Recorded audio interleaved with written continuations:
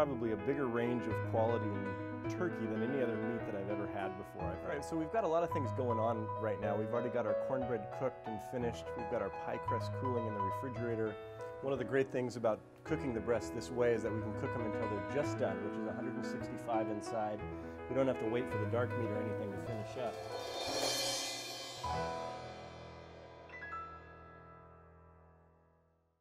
Hi, my name is Tom Small and I'm a chef in the Seattle area, and it is Thanksgiving, so today we've got a lot of work to do.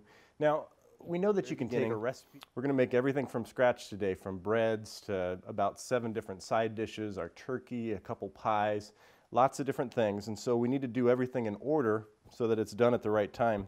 First thing I want to start is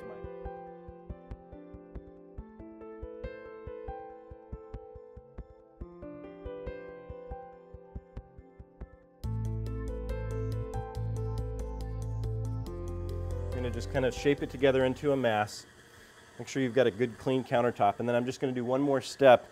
It's called fouissage. It really doesn't matter, but I'm going to take the heel of my palm, and I'm just going to slide the dough across. And that's going to help bring the flour and the butter and everything together, get everything kind of working the way that I want to.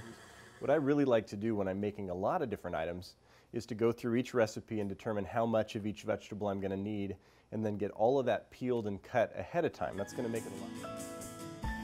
So now it's time to move on to the turkey, and we've got some prep that we want to do to just make a really great turkey. Now I've had a drumstick, and come into the drumstick and flip it over, and I'm just going to go straight through, feel for that joint, and cut straight through the joint.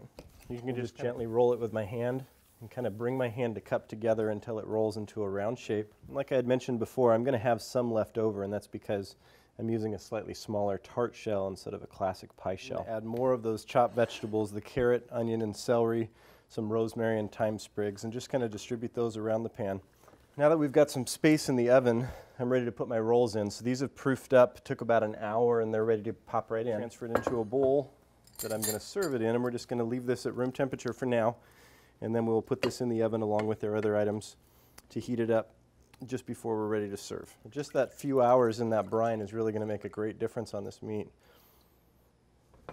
So we're going to be using Tuscan kale as our green. Now this is a very hardy green, quite a bit different than maybe a traditional lettuce or something like that. But I've got my roasted grapes that we did early on and just let those cool. You can see they've got a beautiful color and a little bit of juice has come out. So I'm just going to dump those in. Okay, so my breast meat has been in the oven for about 35-40 minutes, and my braise has been cooking for almost 2 hours, and everything is ready to go. So let's get it out of the oven. That into the bowl. So it's been a busy day. It's been a lot of work, but we've got everything done, and I think we've got a beautiful presentation, and it really didn't take that long. One of the nice things about having everything done like this is that the kitchen's really essentially clean. We've got